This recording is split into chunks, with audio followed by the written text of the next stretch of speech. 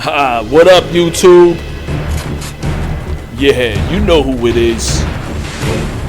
If you don't, it's your boy Shake, and this is my full breakdown and review of Homefront. I'm gonna make this quick. I tend to believe that videos should be hot and straight to the point. Let you guys know up front that I bought this game and returned this game twice, and I had it for 2 weeks. So if you don't trust my opinion on this game, go check out NASA One's channel. Maybe go check out my man D-Man UNT.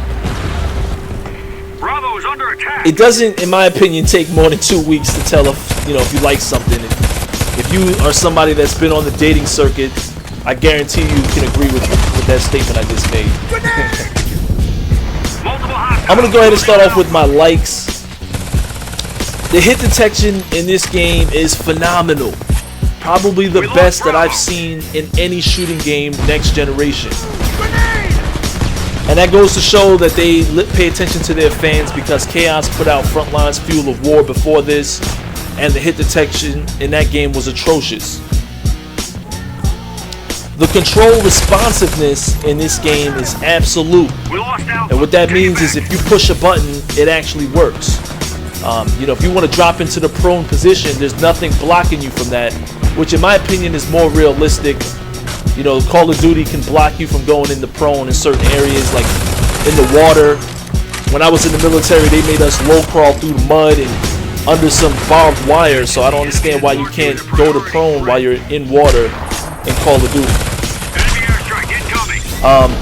Or the fact that you can go to prone against the wall, that makes more sense to me too, because in real life, if I had to, I would push my legs forward and push my body forward and still be able to go to prone.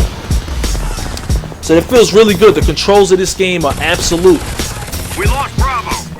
The perk system is also probably the best that I've seen as well. I love how some perks are worth more than other perks. What that means is certain perks have higher grades of points that don't allow you to couple them with other perks, simply because that would make for an overpowered situation for you on the battlefield. So anybody that plays Homefront would know and understand what I mean by that. The perk system, in my opinion, is actually better than Call of Duty.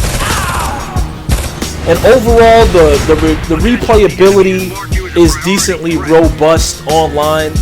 I don't really have a complaint in that department. It definitely looks like there's a lot to do on this game. I'm going to go ahead and jump into my dislikes. The sound in this game isn't bad, but in some areas it feels like they dropped the ball. And this seems to be the case with, pretty much all the new shooting games that have come out. Call of Duty Black Ops, Homefront, Crisis 2. Why is it that I can't hear a 200-pound man with guns, grenades, and rockets on his back, running through a forest? It really doesn't make a lot of sense to me, especially in this game, since there's a lot of urban locations. I can't hear people running up the staircases and things like that. If I pay $60 for a headset that gives me that advantage, I should deserve that advantage. Just like if you work out the time, if you spend the time that it takes to earn yourself a pro perk like Marathon Pro in Call of Duty, you should have that advantage on the battlefield if that's what the perk allows you to have. So I don't understand why they've taken that out of the game. I understand that sound whoring could be an issue, but you don't have to completely make it unrealistic. I said that initially when Call of Duty Black Ops came out, that the sound is terrible, and I truly hope that the new games that are coming out, they fix the sound. I haven't seen graphics like this in about 3 years. And in some areas, like, the guns, the sunlight, and the water effects, they're pretty nice. But all in all, it looks like this game is pretty outdated. Alright, we got Alpha. Overall, the whole game feels outdated. There's no destructible environments. Bullets cannot penetrate through soft material. It's a Battlefield game like, Battlefield Bad Company 2 or Lost Planet 2. And you can't even choose your spawn.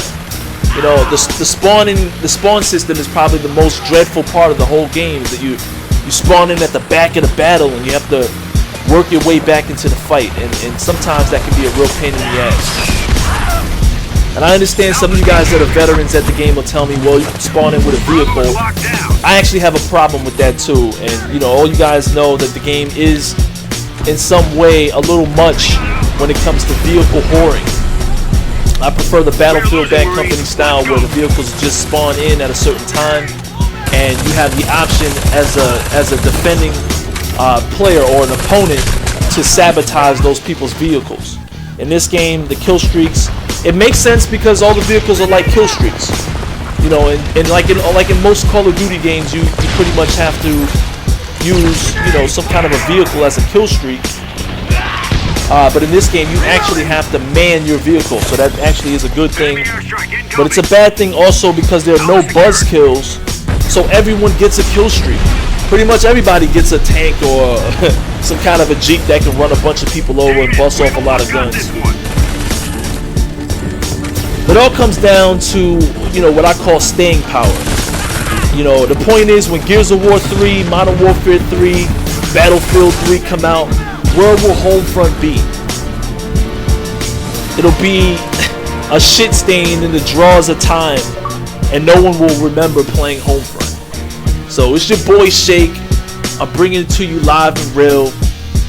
This is my review. If I had to give it a letter grade, I'm in school and college. Most of you guys are in school too.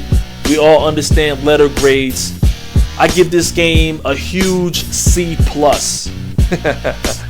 It's a great game, don't get me wrong, but it's just not up to par with most of the games that have already come out and the games of the future. So it's your boy Shake. I'll holler at you boys later.